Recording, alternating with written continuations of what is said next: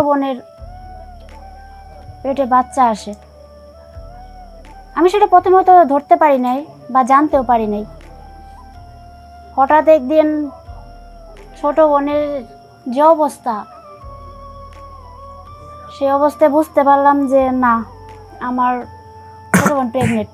হয়তো প্রথমে কিছু বলে না, আমার ছোট বোন আমতা আমতা করে, কিছু জিজ্ঞেস করলে চুপ করে থাকে, মাঝে মাঝে কান্নাকাটিও করে। পরে বিষয়টা আমি খোঁজখবর নিয়ে জানতে পারি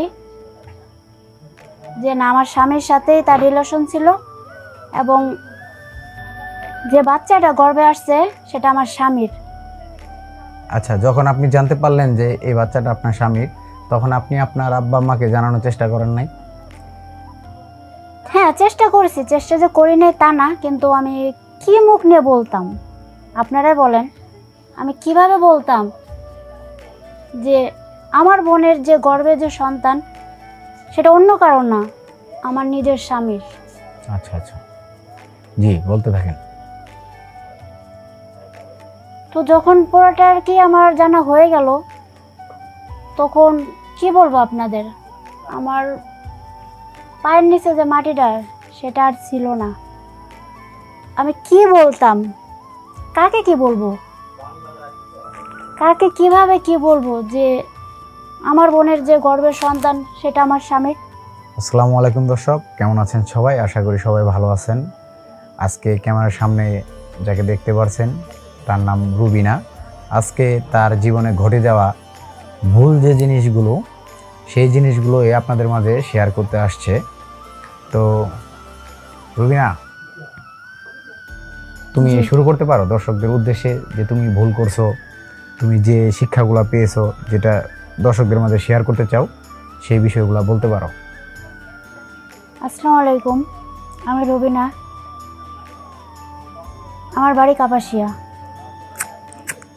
আসলে আজকে আপনাদের সামনে আসার কিছু কারণ আছে, যে কথাগুলো আমি না বললেই নয়, আপনাদের সাথে শেয়ার করার জন্যই আজকে আমি আপনাদের সামনে আসছি। আমার বিয়ে হয়েছে প্রায় 2 বছর। মা বাবা খুব আনন্দে খুশিতে ভালোবাসে আমাকে বিয়েটা দিছিল। বিয়ের 3 বছর মাথায় আমার স্বামীর সাথে মনমালিন্য হয়। জানি না কেন, হঠাৎ করে আমার স্বামী আর কি বিরক্তি মনে করে আমাকে, আমাকে ভাবে না আমার দ্বারা তার কিছু হবে না, এরকম কিছু একটা ভাবে। তো আমার একটা ছোট বোন আছে,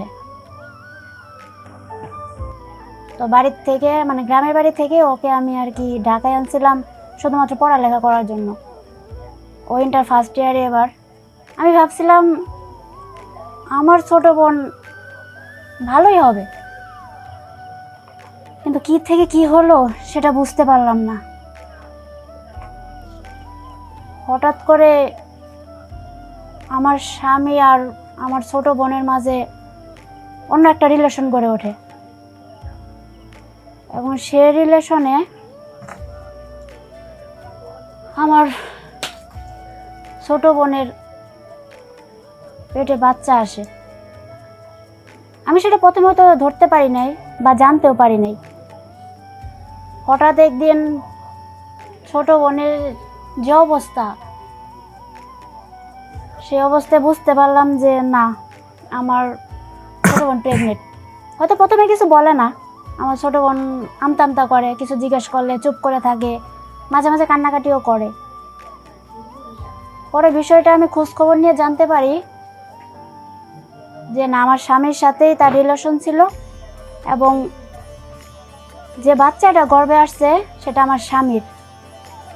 আচ্ছা, যখন আপনি জানতে পারলেন যে এই বাচ্চাটা আপনার স্বামীর, তখন আপনি আপনার আব্বা আম্মাকে জানানোর চেষ্টা করেন নাই?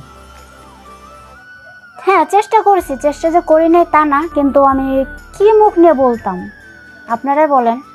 আমি কিভাবে বলতাম যে আমার বোনের যে গর্ভে যে সন্তান সেটা অন্য কারণ না, আমার নিজের স্বামীর।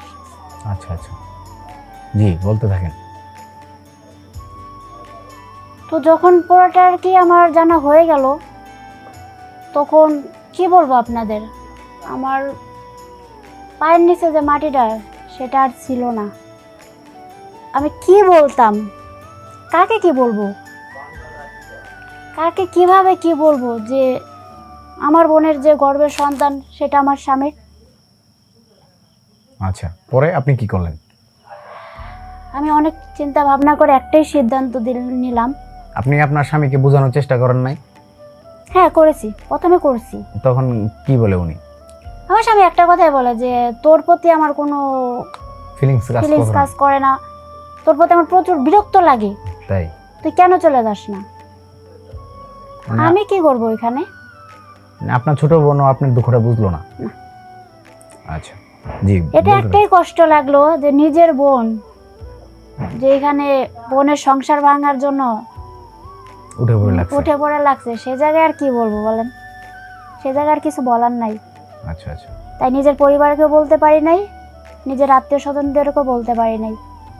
শুধু একটাই চিন্তা করছি যে আমার জামাই যেহেতু সুখে থাকবে, আমার বোনও যেহেতু হাসি খুশিতেই থাকতে পারবে, আমার কথা যেহেতু কেউ চিন্তা করলো না, সেহেতু আমি তাদেরকে ছেড়ে চলে এসেছি এবং এমন জায়গায় এসেছি এখন